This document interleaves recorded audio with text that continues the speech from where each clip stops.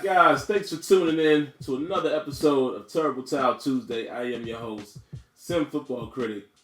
And let's get right into it, guys. So of course we got the bye week coming up. So this particular show I will focus on specifically talking about what went wrong and giving my reflections in the Patriots game. Now I'm going to start off with this.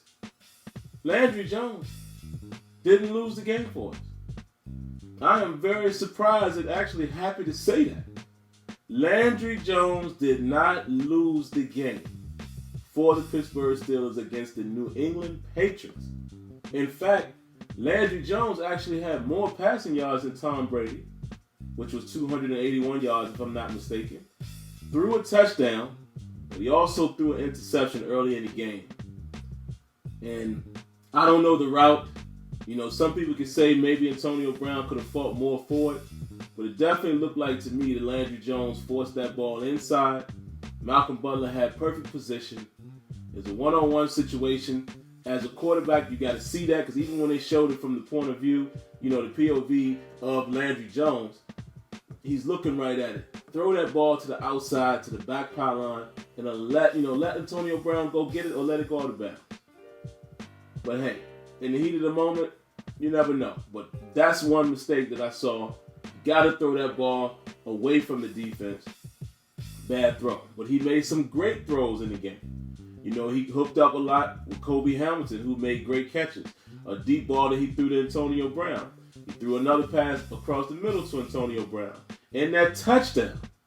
I got to say this real quick. That touchdown throw that he threw to Darius Haywood-Bay, that might be the best play I've seen Landry Jones make. Why? Because he stood tall in the pocket. He looked confident. He went from right to left. Went through his reads and through his progressions and found Haywood-Bay coming across the back of the end zone and made a perfect pass. Outstanding. Now, if he can play like that consistently, just manage the game like he did, I think the Steelers have an opportunity to win some ball games without Roethlisberger. I can't believe I'm saying that, but from what I saw from the last tape, of course, he got to show us more and more. Baltimore is a different animal as far as, you know, rivalry and their front seven in recent years. I don't really know what they're dealing with right now. We'll talk about that next week. But you never know. We might be able to get some of these games with Ben being out if Landry can play like that. Now let's talk about the miscues. That's why we lost the game. Missed opportunities and bad run defense. Okay, so we missed 2 field goals. That takes 6 points off of the board. Now, one of those field goals, some people would say was questionable. You know, they say, why would you go for that field goals for 54 yards? And they were thinking, you know, Tomlin should have probably went for it in that case. Hey, after hearing what Tomlin had to say, I couldn't really argue with it. Now, whether I agree with the kick is a different story. Me personally, I may have gone for it. That's just my opinion. That's not a knock on the coach. I'm not an NFL coach. I can't tell him how to do his job. That's just my opinion. I may have gone for it. But he explained it. He said, well, hey, this guy made this kick many times during his trial in worse conditions. We felt comfortable with him being able to make the kick. It makes it a one-possession game. Now, after that explanation, you can't be mad at that. Like I said, the only thing you could kind of question is your opinion. You could say, well, I may have gone for it. But that's it. That has nothing to do with him being a bad coach or making a bad call. I'm tired of you people saying that. And yeah, I say you people because you guys know who I'm talking to. I'm tired of the whole Tomlin, you know, fire Tomlin train. For what? Who else are you going to put in there? You know, like coaches don't have the option to make a questionable call. That makes him a bad coach. I mean, you saw the guy, I believe it was Atlanta. You saw him go for it on that 4th and 1 in overtime. Does that make him a bad coach? I don't know. That's your opinion. But he took a shot. If he gets that first down, nobody's complaining. I remember a few years back, I can't remember who they were playing, but you remember that time when the Patriots went for it on 4th and 2. It was like from their own 30, and they didn't get it. Would you say Bill Belichick is a bad coach? Or would you say he's gutsy if he gets the call? So this is what I'm saying. Y'all gotta stop with this fire Tomlin nonsense. It's ridiculous. Because that lets me know that you're not really watching the game. Let me tell you why we lost. Run defense. Missed tackles. which Tomlin also said in his, quick conference after the game. They understood that they were going, we may bleed a little bit in the run game. They committed that to being able to stop the pass. So, to me, when I looked out there, we wasn't always in the base defense. It looks like we were catering to the pass a little more, which I'm not mad at that when you're talking about a Gronkowski and Martellus Bennett and, Tom Brady. When you're talking about Tom Brady, why not commit yourself to the pass? I get all of that. But, just like Tomlin said, we got to make tackles. We got to get off of our blocks. We did not do that. We were getting manhandled in the trenches. And guys were not getting off of their blocks. And the New England Patriots was getting a hat on a hat. And they just demolished us. They demolished us in that area. Period. You know what I'm saying? Now, LeGarrette Blount rushed for, I'm guessing here, I don't remember the full amount, but I think it was 127, something like that. A pretty decent day. But when you're ranked 13th against the run, which we were before that game,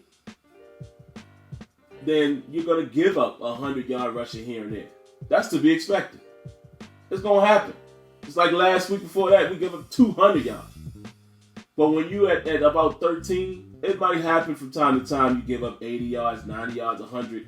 So he got off, but it wasn't something that's impossible for me to think that could happen, seeing that we were starting to dwindle in the run game aspect. Now, we're going to have to tighten that up. This is 2 bad games that we've had. We're going to have to tighten that up going forward. Plain and simple. The run defense did not do their job. We gave up too many gash plays, and LeGarrette Blount made us pay for it. And y'all know that's what he does. So let's not act like that's not something he can do, and he does it to a lot of teams. But we got to be better than that. All right, what else was the problem? Too many penalties on offense. Way too many penalties. Let's not forget we had another touchdown to Haywood Bay. Again, another nice pass by Landry Jones. Got called back because Hubbard got called for holding. We got a couple false starts. I think Villanueva had a false start or two. We got to eliminate that stuff, man. In the red zone. If I'm not mistaken, I think we were in the red zone like 6 or 8 times. And we don't come up with nothing. The red zone killed us. Think about that. Not taking advantage of opportunities in the red zone, whether it's 3 or 7. And then you're not playing good run defense, allowing the Patriots to ball control. You're not going to win that ball game. But this is the thing that hurts me. We could have actually won the game. If you look at the full game and the missed opportunities and how we were playing, we had opportunities to win the game. That stings more to me than if we would have just got blown up. If we would have gotten outmanned and I would have just been like, they're a better team. I can't necessarily say that. Yes, they won. Yes, it is the New England Patriots. But you got to understand, this is the quote-unquote juggernaut of the AFC, the juggernaut of the AFC, and we played with them pretty well. Without Ben Roethlisberger. Without our best defensive player right now, Cam Hayward. Now, yeah, some people can say one player doesn't make a difference, but sometimes it helps. It helps to anchor situations. And sometimes it's the motivation. Your captain is out there. See what I'm saying? We're down an offensive lineman and Marcus Gilbert. I'm not making excuses because I don't believe in that. I love the fact that the Steelers have that same philosophy. I don't make excuses. Because if you have a uniform, if you're a part of the 53, you're supposed to be able to contribute and play ball. Now, speaking of playing ball, Jarvis Jones had a ball game, man. Jarvis Jones was all over the ball, man. I'm looking at a couple notes I have here. He got a forced fumble on Hogan. He just played very well. He was getting good pressure, and we didn't get any sacks. But there were a lot of times, if you remember, we were getting pressure on Brady, making him get rid of the ball, throwing the ball short, trying to underhand it to a guy. Throwing it across his body and it hits the ground. Great pressure. Like I said, we didn't get sacks, but we got some pressure on him from time to time. We actually held Tom Brady to 222 yards. Now, where did the yards come from? Mainly the 2 big plays to Gronk. Now, Julian Edelman had 9 catches, which I got to commend the Patriots for finding the matchup. They spread us out and they found a matchup where Lawrence Timmons gets stuck on Julian Edelman. and he's killing them in the drag route. And they kept going to it. He had 9 catches, but only 60 yards. So it's not like he killed us. Now, I know a lot of people were asking, well, why would Timmons be on him? You got to understand, man, based on the defense that was called, and they spread you out like that, that's his guy. That's his guy. Now, it would have been great maybe to see an adjustment. I don't know. I can't say, should we have thrown Shazier in that spot and put Timmons on the outside? Because there was a lot of times when Shazier was on the outside helping out. Or it was sometimes when it was just Timmons was the only linebacker in that formation. I believe a lot of times we were in the dime. It is what it is. You're going to find a matchup problem all the time. Every offense looks for it. Every offense generally has a guy that can outman another guy. It is what it is. But like I said, we may have given up a couple third downs or whatever, or allowed them to get some first downs, but we were still managing the situation. So I'm not really mad at that either. I don't know the defensive calls. I see a lot of people say that. Man, what type of play calling was that? You don't know what call they was out there. Yeah. Fans kill me. Like I said, I'm a die-hard Steeler fan, but I'm a true-to-heart football fan. I played the game. So when I watch football, I look at it from different aspects than the casual fan. So it just bothers me sometimes when you just spew out things that's not even true. We don't know what the defensive play call was. How do you know that? Like literally know everybody's responsibility. Now, if it's a zone play, a lot of us can recognize, oh, that's cover 3. Oh, that's combo coverage. Oh, that's cover 2, cover 1, robber.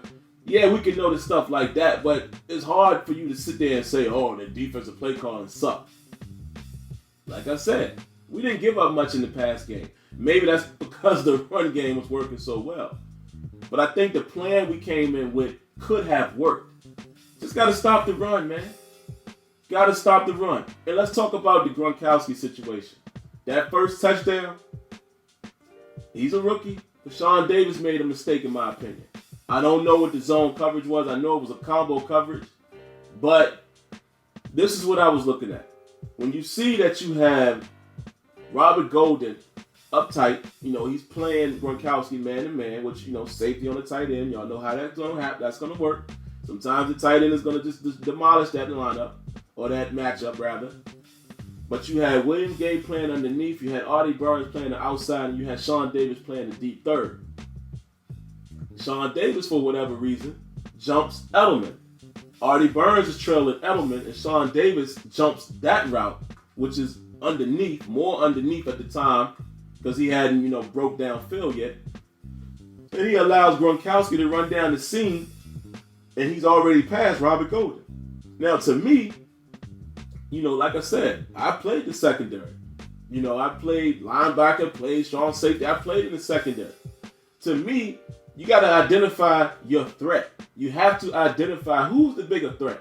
If you see Gronkowski coming down the seam and you can see that he might have a step advantage on Robert Golden or just a size advantage, period, take that guy. Trust in the fact that maybe Artie Burns or whoever else, might be covering at the time can handle his guy. Jump the biggest threat. That's the only problem I saw in that scenario.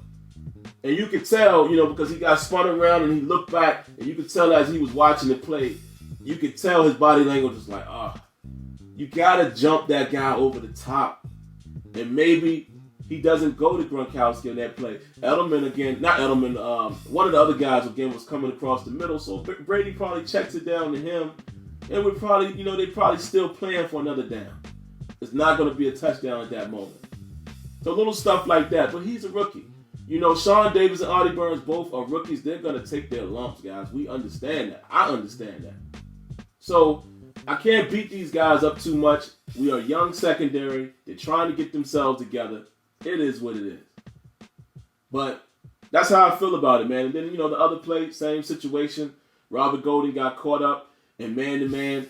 Gronkowski ran an outstanding route on that second deep pass. He didn't score on that one, but he ran an outstanding route, twisted up Robert Golden. And he's open. I mean, it's Rob Gronkowski. But for the most part, we held those guys in relative check.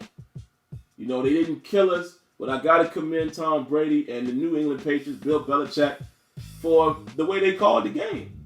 They took the shot when it was there. They went to Gronk when it was there. And they ran the ball and they managed the game, and you got to take your hat off to them. But, as I wrap this up, I'm feeling good about the potential that we have to possibly win without Ben. I don't come away from that game feeling like, we're not going to win any games. Landry Jones didn't do a bad job. If Landry Jones can continue to manage like he did, we should be able to win some games. We got the weapons. We have the weapons to get in the end zone. We got to tighten up that red zone. But we have the weapons to move up and down the field like we did against the Patriots. We just got to tighten up the red zone efficiency. And, we can't be bleeding like that in the run game. If we can manage that, tighten that up, we got a week off. Well, not off, but we got a whole extra week pretty much of film watching and things like that. Because I know, based on the CBA, I don't think they can practice much. But, guys, we got to get it together, man. And I got to give a shout out. I'm looking at it here. Kobe Hamilton. Kobe Hamilton showed up. Kobe Hamilton impressed me a little bit. And there was one throw, another beautiful throw that Landry threw down the field. And Kobe Hamilton tried to get it with the one arm. Just couldn't pull it in. That's a hard catch. I know some people would say, you got to catch that. I get it. That's a tough catch, though. But again, Landry Jones showed some signs of being decent. So I don't walk away from this game feeling like we're going to lose every game for however long Ben is out. All right, so that's pretty much all I got, man. The 2 offensive pass interference calls, I got to call those out as well. Come on, guys. Come on, this is mental stuff, man. It's mental stuff. And we definitely need to work on getting the defense off the field in third down. That's still a problem. Almost forgot this. Let's not forget there were 2 big drops by the New England Patriots. Wide open drops. Edelman actually dropped one that would have kept their drive going. So let's not forget that. So we still need to work on that third down defense. We got to stop the run so we can get it into a third and long situation or a third and medium situation and get off the field. Those are the areas that we need to work on. That run defense is struggling, man. We just got to get that stuff underway. Like I said, I always tell you guys, around week 7, I see what kind of team we have. What I see right now is we're kind of weak still on defense. It looks like we could develop into a bend but don't break type of defense for the rest of the season, but we got to get the offense going. We're going to have to be a team that's scoring points with or without Ben Roethlisberger. That's just how it is. If we can't do that, we're going to be in trouble. We got a lot of teams that we're about to play. I mean, even teams like Dallas with their run game and the Giants with those receivers that they have. So we're going to have to get this thing under control, take this bye week, try to do what we can do and come out. And we got to come out ready for Baltimore, man. And like I said, next week, I will come back and do another Terrible Towel Tuesday. So as we approach that week, we'll talk about what we need to do for Baltimore and things of that nature. So that's all I got for you today, guys, man. But hey, we lost. Most of us thought we would lose to the Patriots, but like I said, I don't come away from that game feeling helpless. We actually had opportunities where we could have won that game. And the last message I got for you people that keep saying, fire Tomlin, I expect to see your applications. I like to see you guys go coach an NFL team and see how successful you are. I would love to see that. All right? So, that's all I got for you guys. For some inspiration, we're going to get a here we go. Swing the terrible towel. 4-3, guys. We have to go after the division now, man. And we got to make a push with or without Big Ben. All right? So, that's all I got for you guys. Definitely leave your thoughts, leave your comments. Stay tuned for a few short messages. Peace. Hold on. Wait. Before you go, hit that sub box. Make sure you subscribe. Come back around for more content. And don't forget to leave your thoughts, leave your comments, and I promise it'll never hurt you to hit that like button. Another announcement real quick, guys. Sim Standard Radio has now moved here to YouTube via Google Hangout. Come check us out right here every Thursday night at 8 p.m. Eastern. All right? That's all I got for you. Okay, bye. Go ahead. Get out of here.